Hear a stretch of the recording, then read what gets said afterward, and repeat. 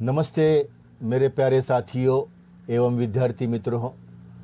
आज हम इस वीडियो में कहानी लेखन के बारे में, इस प्रश्न के बारे में जानकारी लेने वाले हैं। एसएससी परीक्षा के हिंदी पूर्ण प्रश्न पत्र में रूपरेखा के आधार पर कहानी लिखने के बारे में एक प्रश्न होता है। इस प्रश्न के लिए 5 अंक रखे जाते हैं। सबसे पहले हम ये जानेंगे कि कहानी किसे कहते हैं। जीवन की किसी एक घटना के रोचक वर्णन को कहानी कहते हैं। कहानी सुनने, पढ़ने और लिखने की एक लंबी परंपरा हमारे देश में रही है, क्योंकि ये कहानी मन को रमाती है, मनोरंजित करती है, सबके लिए मनोरंजक होती है। हर उम्र का व्यक्ति कहानी सुनना या पढ़ना चाहता है, इसलिए कहानी दिन ब दिन उसका महत्व बढ़ता जा रहा है। छोटे बच्चे, विद्यार्थी मित्र कहानी प्रिय होते हैं। बड़े चाव से, बड़ी रुचि से बच्चे अच्छी कहानियाँ पढ़ते हैं और बच्चे कहानी लिख भी सकते हैं। कहानी छोटे और सरल वाक्यों में लिखी जाती है। वैसे देखा जाए तो आकार की दृष्टि से ये कहानियाँ 2 तरह की होती है। कुछ कहानियाँ लंबी होती है तो कुछ कहानियाँ छोटी होती है। और कहानी में मानव जीवन के किसी एक पहलू का चित्र रहता है। कहानी लिखने की भी एक कला होती है। कहानी लिखने वाला अपने ढंग से कहानी लिखकर उसमें विशेषता पैदा कर देता है। वो अपनी कल्पना शक्ति और वर्णन शक्ति से कहानी के कथानक को, कथा को, कहानी के पात्र या वातावरण को प्रभावशाली बना देता है। कहानी लिखने वाले की भाषा शैली पर बहुत कुछ निर्भर करता है कि कहानी कितनी अच्छी लिखी गई है। वैसे तो कहानी पूर्णतः काल्पनिक होती है, कल्पना से तैयार की जाती है। सबसे पहले छात्रों को कहानी के संकेत पढ़कर कहानी लिखने का अभ्यास करना।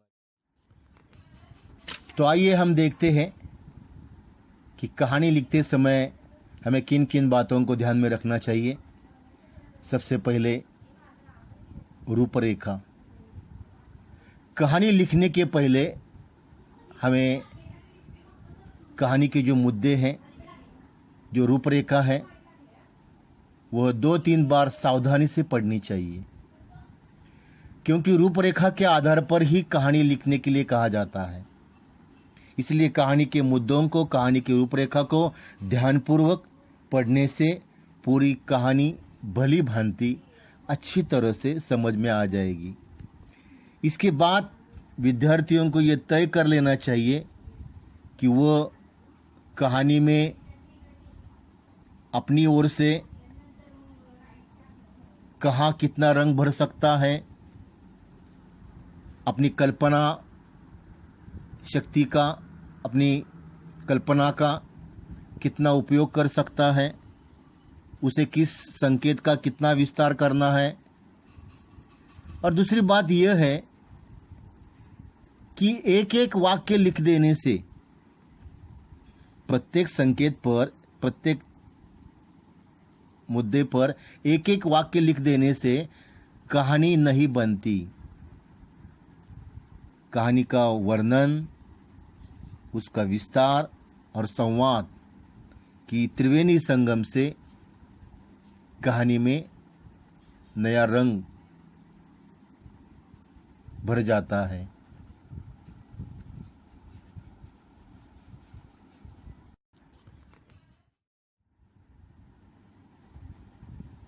दूसरा मुद्दा है वर्णन। कहानी लिखते समय छात्रों को कहानी में घटना, क्या घटना घटी, कहाँ घटी अर्थात स्थान, कहानी के जो पात्र हैं, जो किरदार हैं, या कहानी का जो दृश्य है, प्रसंग है, उसका विस्तार से वर्णन करना चाहिए। और कहानी में जो स्थान है, जो पात्र है, किरदार है, उनके काल्पनिक नाम देने चाहिए।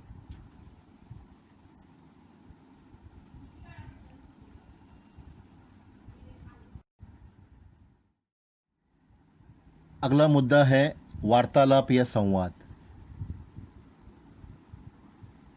कहानी में जो पात्र होते, जो किरदार होते, उनके बीच वार्तालाप या संवाद होने चाहिए। और ये संवाद नैसर्गिक, स्वाभाविक, छोटे और स्पष्ट होने चाहिए। परिच्छेद। कहानी लिखते समय हमें पूरी कहानी एक ही परिच्छेद में नहीं लिखनी चाहिए। जैसे कि हमने शुरुआत की कहानी लिखने के लिए और अंत तक हम लिखते ही चले गए, तो ये नहीं उचित होगा। तो कहानी लिखते समय हमें कहानी में कम से कम 3 या 4 परिच्छेद होने चाहिए और संकेतों के महत्व के अनुसार परिच्छेद का विस्तार भी होना चाहिए। साथ ही साथ भाषा शैली, कहानी की जो भाषा शैली है वो भाषा सरल होनी चाहिए, स्वाभाविक होनी चाहिए और प्रवाहमयी होनी चाहिए। साथ ही साथ व्याकरण की दृष्टि से, वर्तनी की दृष्टि से वह भाषा शुद्ध होनी चाहिए। कहानी लिखते समय हमें वर्तनी और विराम चिन्हों की ओर उचित ध्यान देना चाहिए। साथ ही साथ कहानी में हमें समय समय पर या जहाँ ज़रूरत हो वहाँ मुहावरे और कहावतों का उचित प्रयोग करना भी आवश्यक है।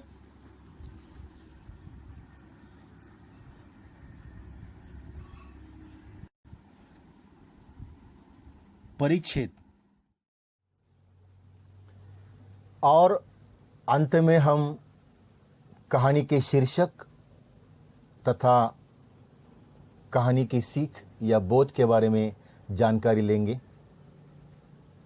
विद्यार्थी मित्रों, कहानी का जो शीर्षक होता है वो कथा वस्तु से, कथा से संबंधित, संक्षिप्त, रोचक एवं सूचक होना चाहिए। कहानी का शीर्षक देते समय हमें कुछ बातें ध्यान में रखनी चाहिए। कहानी का मुख्य संदेश, कहानी का मुख्य प्रसंग या पात्र, क्योंकि रूपरेखा के किसी सूचक संकेत को भी शीर्षक के रूप में रखा जा सकता है, क्योंकि शीर्षक के लिए प्रश्न पत्र में 1 अंक रखा गया है। और अंत में सीख या बोध, इस कहानी से जो संदेश मिलता है, जो उपदेश मिलता है, जो सीख मिलती है, वो कहानी पूरी होने के बाद हमें संक्षेप में लिखना चाहिए। तो विद्यार्थी मित्रों, इस तरह हमें कहानी लिखते समय इन बातों को ध्यान में रखकर ये प्रश्न अच्छी तरह से लिखने का प्रयास करना चाहिए, ताकि हम परीक्षा में इस प्रश्न में अच्छे से अच्छे अंक प्राप्त कर सकेंगे। धन्यवाद।